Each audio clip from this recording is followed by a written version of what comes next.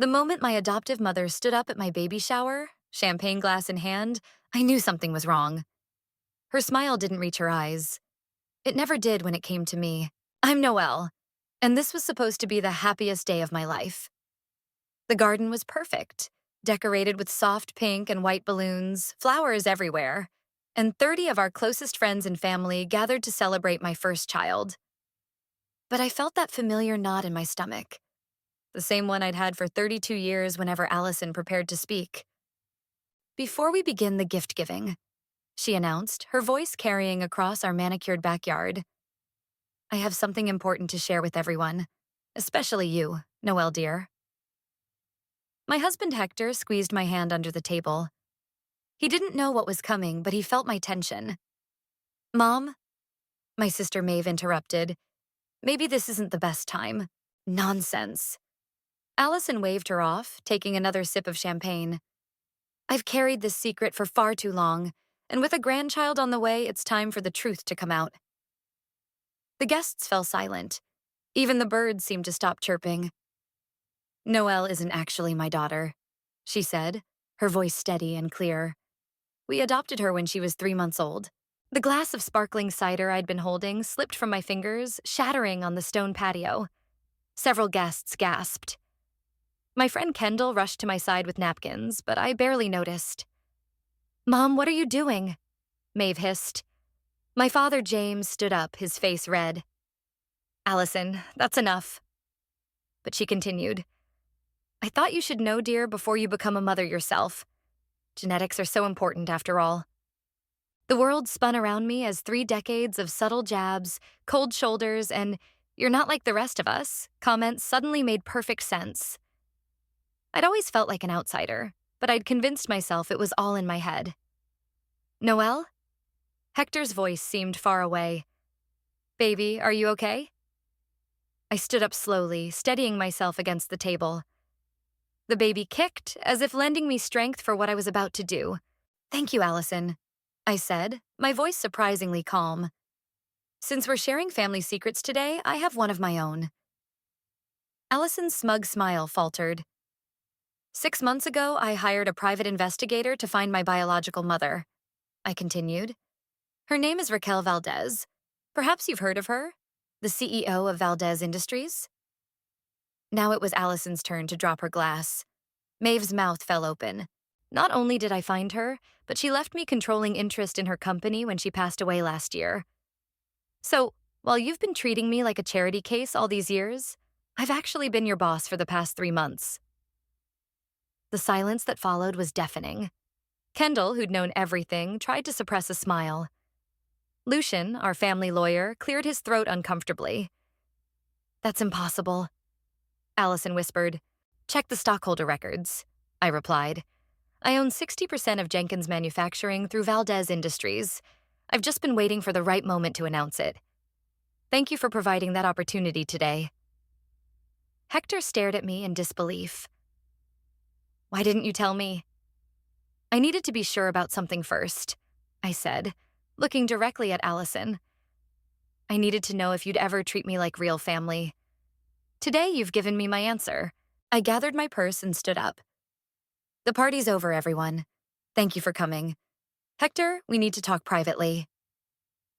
As I walked toward the house, I heard the murmurs begin, saw the shocked faces, felt the weight of 30 years of pretense finally lifting from my shoulders. Allison called after me, but I didn't turn around. Inside, I leaned against the kitchen counter, one hand on my swollen belly. The baby kicked again, harder this time. Don't worry, little one, I whispered. Mommy's done playing nice. It's time to show them who we really are. Hector appeared in the doorway, his face a mix of confusion and concern. Behind him, I could hear Allison and James arguing, Maeve trying to usher the guests out, and Kendall defending me to someone. We need to talk, he said. Yes, I agreed. We do. But first, let me tell you about my real mother and why the Jenkins family should be very, very worried about what comes next. You've known for 6 months? Hector paced our living room, running his hands through his hair. We're having a baby, Noelle. We're supposed to tell each other everything. I sat on the couch watching him process the bombshell I'd just dropped. Outside, I could still hear the chaos of departing guests and Allison's shrill voice trying to do damage control. I needed to be certain, I explained. The moment I found out about Raquel, everything changed, but I couldn't tell anyone until I understood what I was dealing with. So explain it to me now, he said, finally sitting down beside me. All of it. I took a deep breath. Raquel reached out to me first, through her lawyers. She was dying of pancreatic cancer and wanted to meet her daughter before she passed. When I met her, I smiled at the memory. She was everything Allison wasn't. Warm, genuine, brilliant. And she just gave you her company? Not exactly. She'd been watching me my whole life from a distance. She knew about my MBA, my business acumen. She said she saw herself in me. I pulled out my phone and showed him the photos. We only had 2 months together, but in that time, she taught me everything she could about running Valdez Industries. The doorbell rang. Through the window, I saw Kendall standing there with Lucian. Come in, I called out. Kendall rushed to hug me. That was incredible. The look on Allison's face when you dropped that bomb. We need to talk business, Lucian interrupted, his expression serious. Allison's already called the office demanding to see the ownership records. Let her look, I said. Everything's legal and above board. Hector stood up. I need a drink. Anyone else? Water for me, I said, patting my belly. The baby's already doing somersaults from all the excitement. Once Hector left for the kitchen, Kendall leaned in close. Should we tell him what else we found? I shook my head. Not yet. Hector needs time to process this first. What else did you find? Hector asked, returning with drinks. Of course he'd heard. I exchanged looks with Kendall and Lucian. It was time. The Jenkins family business isn't what it seems, Lucian explained, pulling out his tablet.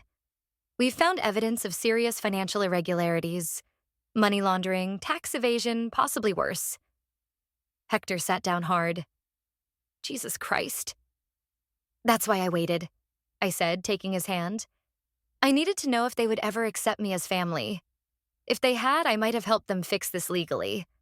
But after today, you're going to burn it all down, Kendall finished. My phone buzzed. Maeve calling. I declined it. They're going to fight back, Lucian warned. Allison's not going to take this lying down. Let them try, I said. I have something they don't, the truth. The front door burst open. Allison stormed in, James trailing behind her. How dare you, she shrieked. After everything we've done for you. Done for me? I stood up, one hand protectively over my belly. You mean like keeping my adoption secret for 30 years? Or constantly reminding me I wasn't good enough? We gave you a home, James protested. You gave me a prison, I corrected, where I was always the outsider, always less than Maeve, always a disappointment. Get out of my house, Allison demanded. Actually, Lucian interjected, this house belongs to Valdez Industries. It's a company property, and Noelle has every right to be here. Allison's face went white. You can't do this. I already have, I said. And that's just the beginning. I know everything, Allison. Every dirty deal, every hidden account, every skeleton in the family closet. You're bluffing, James said, but his voice wavered. I nodded to Lucian, who pulled up several documents on his tablet. Would you like to see the proof? Allison grabbed James's arm. We're leaving. This isn't over, Noelle. You're right, I agreed. It's just beginning. After they left, Hector pulled me close. Are you sure about this? They're still your family. No, I said, thinking of Raquel's warm smile, her strength, her legacy. They're not my family. They never were. And it's time they learned what happens when you push someone too far. Kendall's phone pinged. She checked it and frowned. Maeve's calling an emergency board meeting for tomorrow morning. Perfect, I smiled. That's exactly what I was hoping for. What are you planning? Hector asked. Justice, I replied, and maybe a little revenge. The Jenkins manufacturing boardroom felt different from this side of the table. I sat at the head, Lucian to my right, watching as board members filtered in. Their confused glances at my presence told me Maeve hadn't explained why she'd called this meeting. Allison and James arrived last, with Maeve right behind them. The look of shock on their faces when they saw me sitting in the CEO's chair was worth every second of waiting. "What is the meaning of this?" Allison demanded. "Please take your seats," I said, gesturing to the chairs. "We have a lot to discuss." "You have no authority here," James started, but Lucian cut him off. "Actually, she has complete authority. As majority shareholder through Valdez Industries, Noelle has the right to call and conduct board meetings." I opened the leather portfolio Raquel had given me during our brief time together. "Now, shall we discuss the company's finances?" "This is ridiculous," Maeve scoffed. "You can't just walk in here and—" "Project the first document, please," I interrupted, nodding to Lucian. The screen behind me lit up with a spreadsheet. "These transactions," I pointed to several highlighted rows, "show systematic money laundering through shell companies in the Cayman Islands. Would anyone like to explain them?" The color drained from James's face. Allison gripped the edge of the table. "That's confidential information," one board member protested. "Nothing is confidential from the majority shareholder," I replied. "Next document, please." More spreadsheets appeared, each one damning in its own way. I watched as realization dawned on the board members' faces. "This company has been operating illegally for years," I continued. "Tax evasion, fake invoices, bribes to building inspectors." "Enough." Allison stood up, slamming her hands on the table. "You ungrateful little—" My phone buzzed. I checked it. A text from Kendall. "Package received. Ready when you are." "Before you finish that sentence," I said to Allison, "you should know that copies of these documents are currently being reviewed by the SEC and the FBI." The room erupted in chaos. Board members started shouting, some at me, some at Allison and James. Maeve sat silent, her face unreadable. "You'll destroy this company," James pleaded. "Hundreds of people will lose their jobs." "No," I corrected him. "Your crimes might destroy this company. I'm offering a way out." That got their attention. "I'm prepared to help restructure the company legitimately," I explained. "But there are conditions. First, Allison and James resign immediately. Second, all illegal activities stop today. Third, the company makes restitution for unpaid taxes." "Or what?" Allison challenged. "Or I let the federal investigation run its course and you all go to prison." The boardroom door opened. A man in a suit entered, showing his FBI badge. "Mrs. Benson, we're ready to take your statement whenever you are." Several board members stood up, reaching for their phones and lawyers' numbers. "You planned this?" Maeve accused. "You've been planning this for months." "I learned from the best," I said, thinking of Raquel. "You taught me that family means nothing when money's involved. I'm just playing by your rules now." My phone buzzed again. Another text from Kendall. "Warning. Someone leaked to the press. Reporters outside." "One more thing." I addressed the board. "There are reporters gathering outside. In about 10 minutes, they'll receive an anonymous tip about federal investigators being here. So I suggest you all decide quickly. Work with me to save this company or try to save yourselves." The next few minutes were a blur of activity. Board members huddled in corners, making frantic calls. Allison and James whispered furiously with their lawyer. Maeve just stared at me, something like respect flickering in her eyes. Finally, the board's senior member stepped forward. "We'll accept your terms." "No," Allison shrieked. "You can't do this." "It's done," I said, standing up. "Security will escort you out, Allison. You too, James. The FBI agents would like to speak with you both." As they were led away, Allison struggling and cursing, Maeve approached me. "You won," she said quietly. "Was it worth it?" I rubbed my belly, feeling my baby move. "Ask me again in 20 years, when my child knows exactly who they are and where they come from." "Ms. Benson?" The FBI agent touched my arm.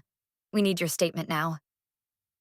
I gathered my things, pausing at the doorway to look back at the chaos I'd created. My phone buzzed one last time. An unknown number. The message read, "Your mother would be proud. But watch your back. Some secrets are better left buried." I deleted the message, squared my shoulders, and walked out to face the reporters. The real work was just beginning. The news vans had finally left my driveway when Maeve showed up at my door, clutching a manila envelope. Her designer suit was wrinkled, and her eyes were red from crying. "We need to talk," she said, pushing past me into the house. I closed the door, watching as she paced my living room. "If this is about Allison and James, they're being arraigned tomorrow." She cut me off. "But that's not why I'm here." She thrust the envelope at me. "You need to see this." Inside were photos, old ones from before my adoption. I recognized Raquel, younger and even more beautiful, standing next to Allison. They were smiling, arms around each other. They knew each other? I sat down hard on the couch. "They were best friends in college," Maeve explained, sitting beside me. "Until Raquel caught Allison embezzling from their first business venture together. That's how all this started." My phone rang. Kendall. I ignored it. "Keep going," I said. "Raquel threatened to expose Allison, but then she got pregnant. With you." Maeve's voice cracked.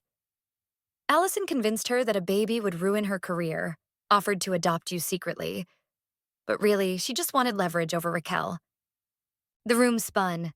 I gripped the armrest, feeling sick. "That's not possible," I whispered. "Raquel would have told me." "Would she?" Maeve pulled out more documents. "These are letters between them. Allison blackmailed Raquel for years, threatening to reveal she'd abandoned her baby if Raquel ever exposed the financial crimes." My phone rang again. Lucian this time. I picked up. "Turn on the news," he said without preamble. "Now." I grabbed the remote. The local news was showing footage of Allison being released from jail. "Breaking news," the reporter announced. "New evidence suggests the recent allegations against Jenkins manufacturing executives may have been fabricated by Noelle Benson, who sources say has a personal vendetta against the company." "They're fighting back," Maeve said quietly. "And they'll use everything they have." I muted the TV as Hector burst through the door, followed by Kendall. "Are you seeing this?" Kendall demanded. "They're trying to discredit you." "It gets worse," Lucian said through the phone. "They're claiming Raquel was mentally unstable when she left you the company. They're challenging the inheritance." I looked at the photos again. Raquel and Allison, young and smiling before greed and betrayal tore them apart. "Why are you showing me this?" I asked Maeve. "Why now?" "Because I found something else," she replied. "Something that could destroy everyone, including you." She pulled out one final document. "This is Raquel's original will, the one she wrote before she met you again." My hands shook as I read it. "She left everything to Allison?" "As restitution for taking care of you," Maeve confirmed. "She changed it just weeks before she died." Hector sat next to me, reading over my shoulder. "This could invalidate your claim to the company. That's what they're counting on," Kendall said. "They're going to paint you as a manipulative fraud who took advantage of a dying woman."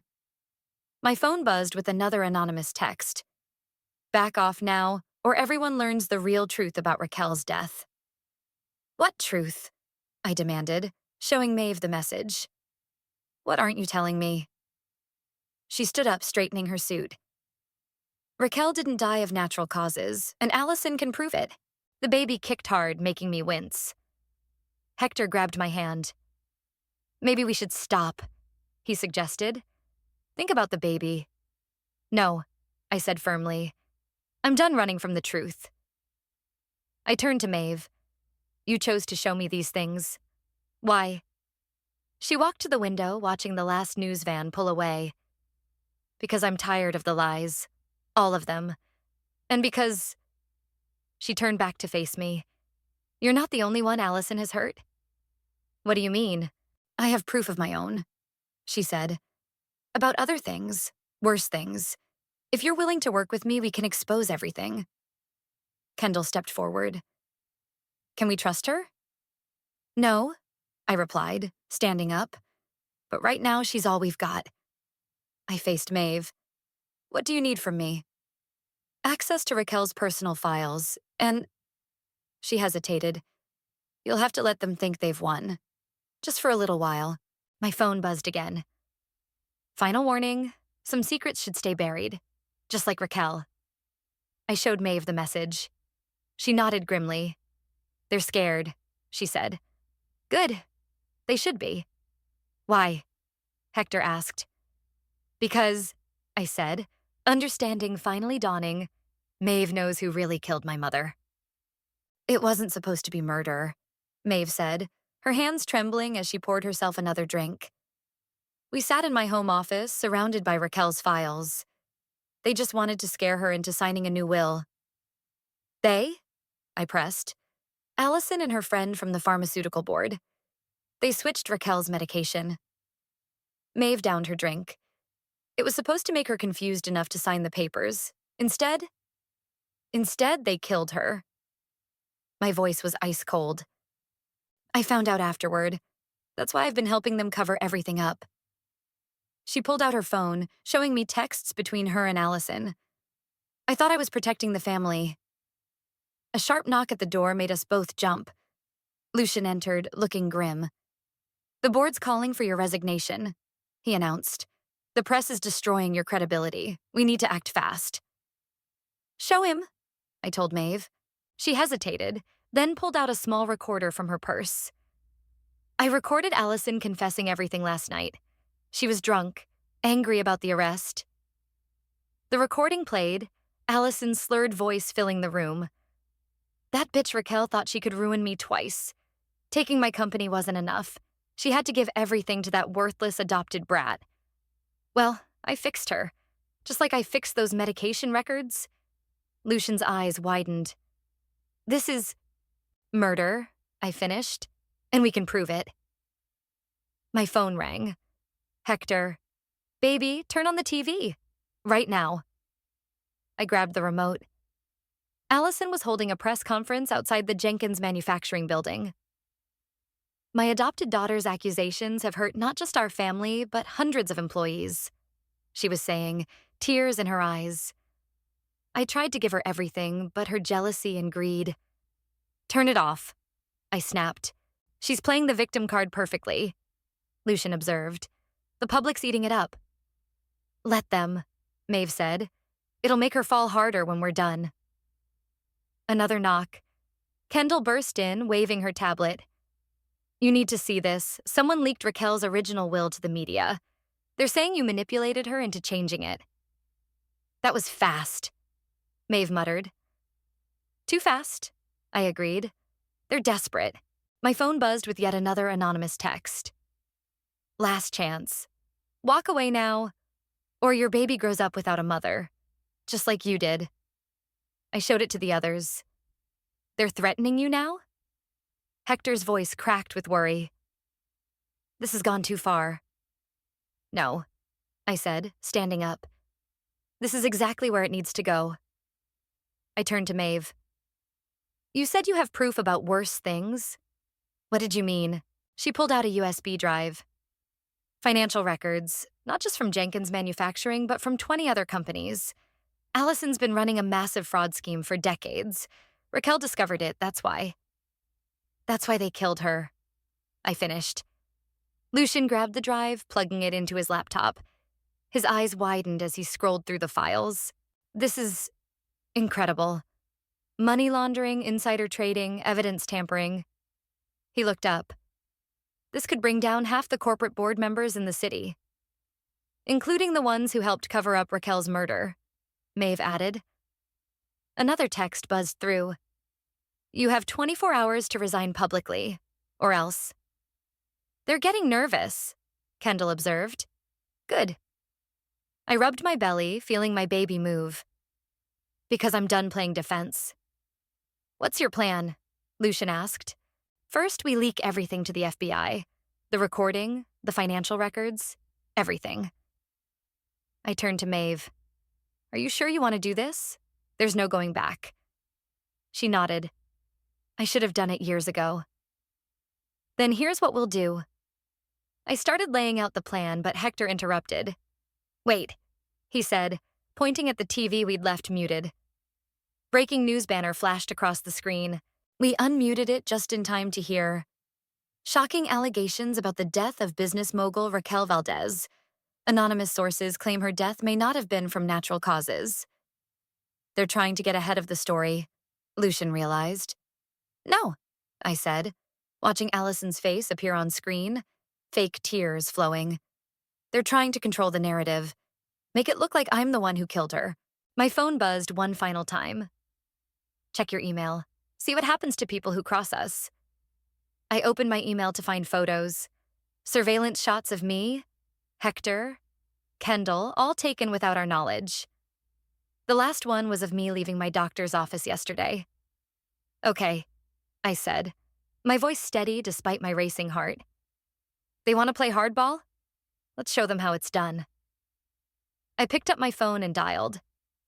It's time, I told the person who answered. Release everything. The next morning, all hell broke loose. Every major news network led with the same story. Corporate conspiracy and murder. Exclusive evidence reveals years of corruption and death. I watched from my hospital bed as Allison's empire crumbled. The stress had triggered early contractions, and Hector had rushed me to the hospital the night before. Your blood pressure's too high, the doctor had warned. You need to rest. Fat chance of that.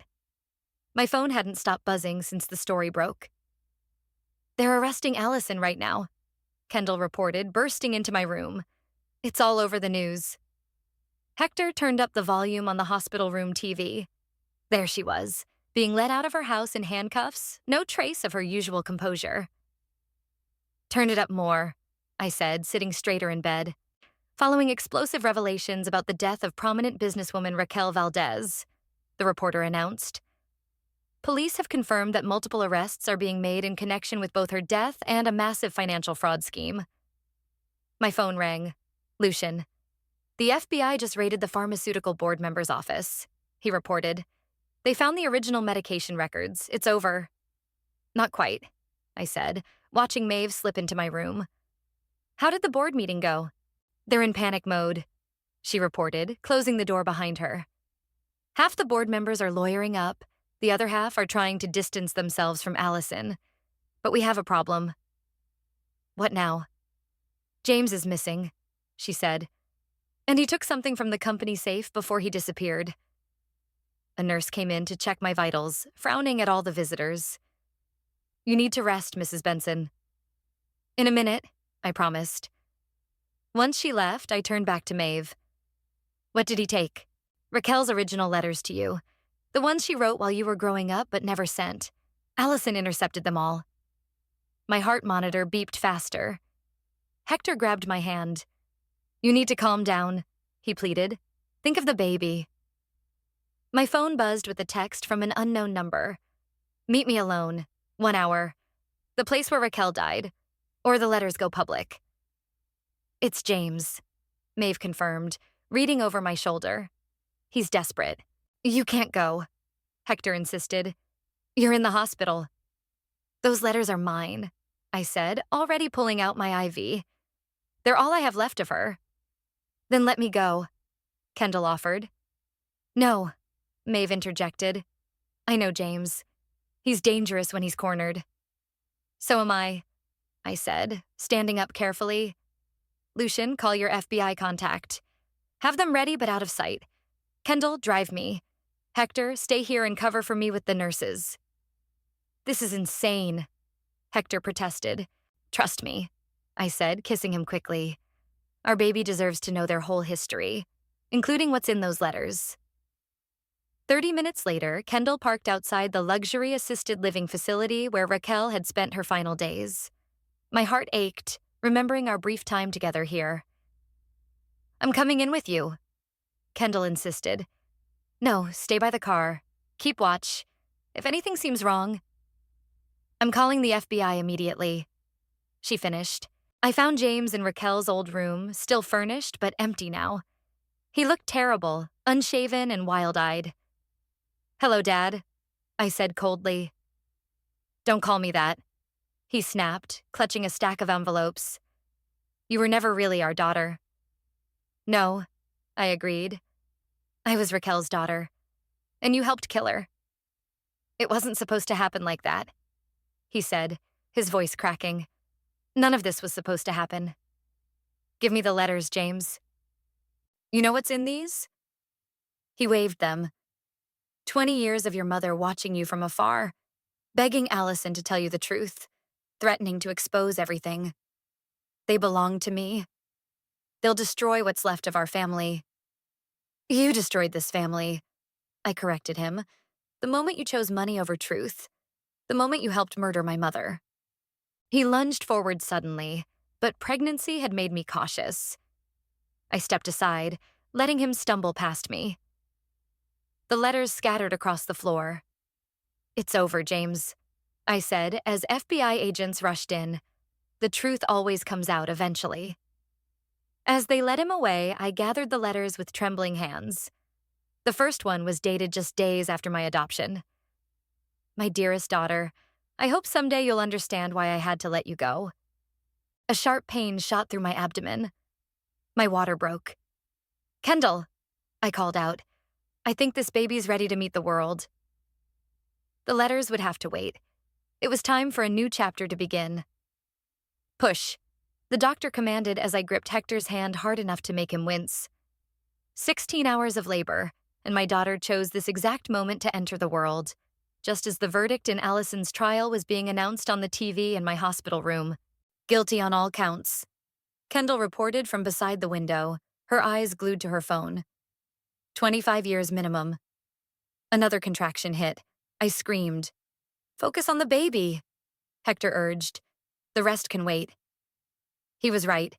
One final push, and suddenly the room filled with the sound of my daughter's first cry. Strong, defiant, just like her mother's, both of them. "She's perfect," Hector whispered as they placed her on my chest. "Raquel," I said softly. "Her name is Raquel." 2 hours later, as I cradled my sleeping daughter, Maeve slipped into the room. She looked exhausted but satisfied. "James took a plea deal," she announced quietly. "He's giving up everyone involved in the medication switching. The pharmaceutical board member, the doctors who falsified records, everyone." "Good," I said, not taking my eyes off little Raquel's face. "There's something else." Maeve pulled out a familiar-looking envelope. This was in our Raquel's, safety deposit box. The lawyers found it during asset recovery. My heart skipped. Another letter? A video, actually, dated 3 days before she died. Kendall, who'd been dozing in the corner chair, sat up straight. "Play it." Maeve set up her tablet, and suddenly there was Raquel, my mother, looking directly at me from her deathbed. "My dearest Noelle," she began, her voice weak but determined. "If you're watching this, then everything has happened as I feared it might. Allison's greed finally caught up with her, and I'm no longer here to protect you." I held my daughter closer as the video continued. "I knew they might try something desperate when I changed my will," Raquel continued, "but I couldn't leave this world without making sure you had the power to protect yourself. The company, the money, it's all yours now. Use it wisely. Use it to bring justice not just for me, but for all the people they've hurt." Tears rolled down my cheeks as she went on. "I watched you grow up from afar, powerless to reach you because of Allison's threats. But I saw everything. Your graduation, your business success, your wedding.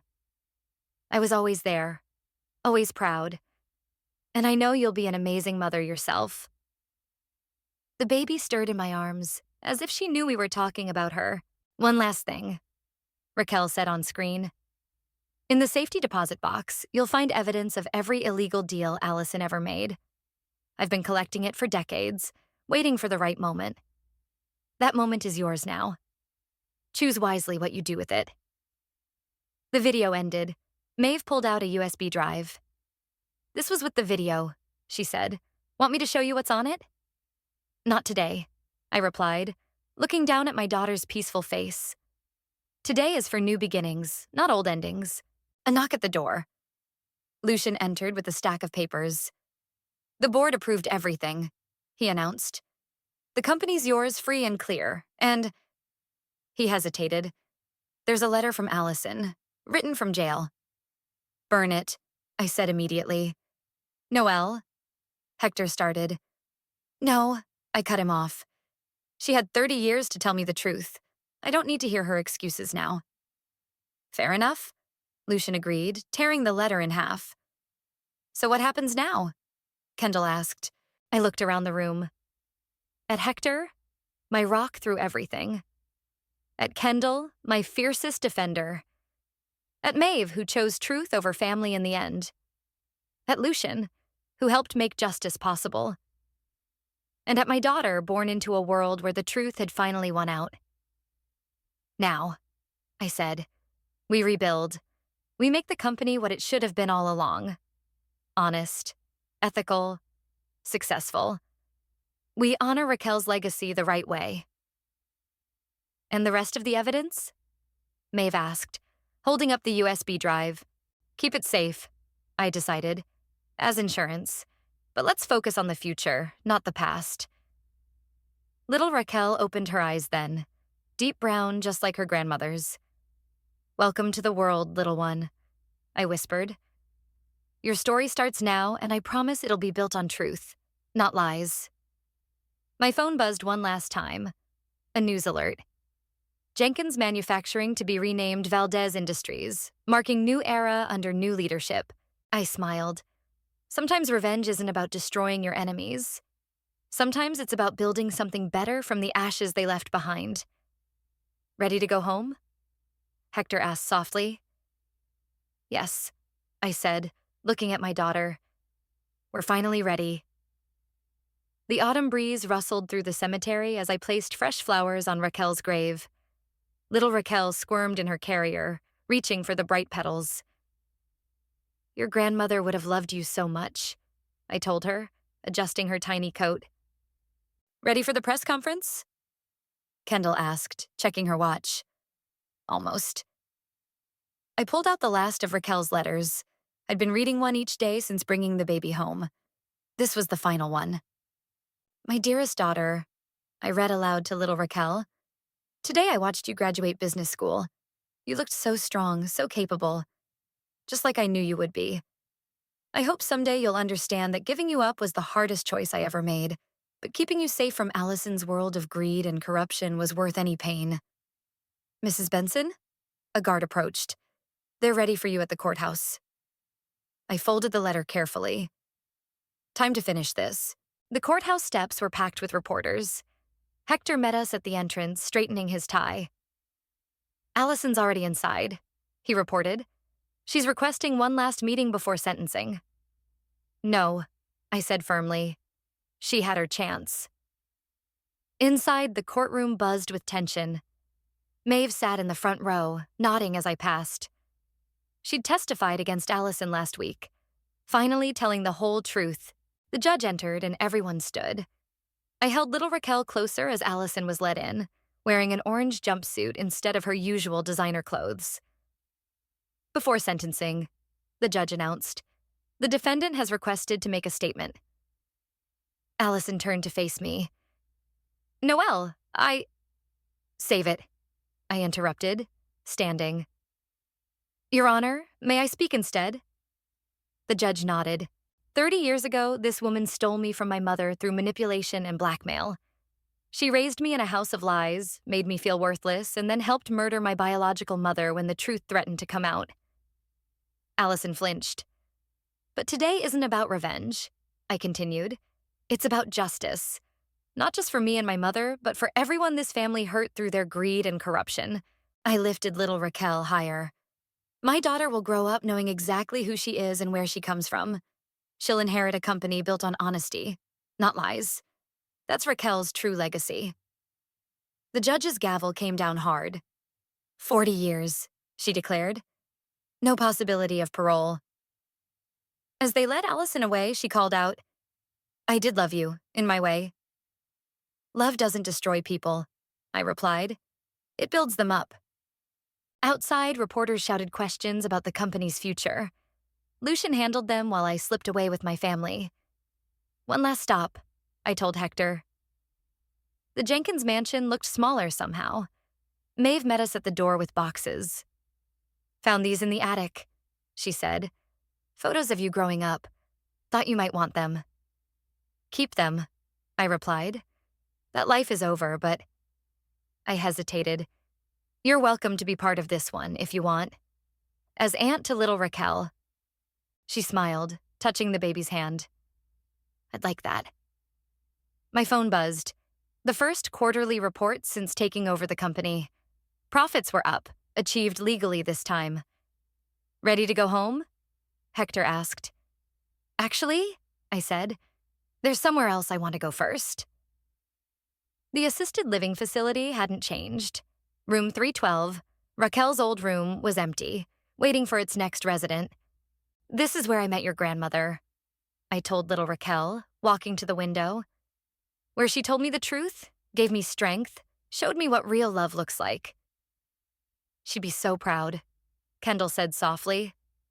My phone buzzed again, a message from the contractor. New company sign installed, ready for unveiling. I opened the photo attachment. There it was, gleaming in the sunlight. Valdez Industries, building truth into tomorrow. Perfect timing, I said. The past is finally settled. Time to focus on the future. Little Raquel gurgled happily, reaching for the sunlight streaming through the window. You know what, baby girl? I whispered. We're going to be just fine. As we left the facility, I didn't look back. The truth had cost me one family, but given me another. Stronger, honest, built on love instead of lies. And as my daughter's tiny hand gripped my finger, I knew that was worth everything. Let's go home, I said to Hector. We have a legacy to build. The autumn sun warmed our faces as we walked away, leaving the shadows of the past behind. Sometimes the best revenge isn't about getting even. It's about getting free. And we were finally completely free.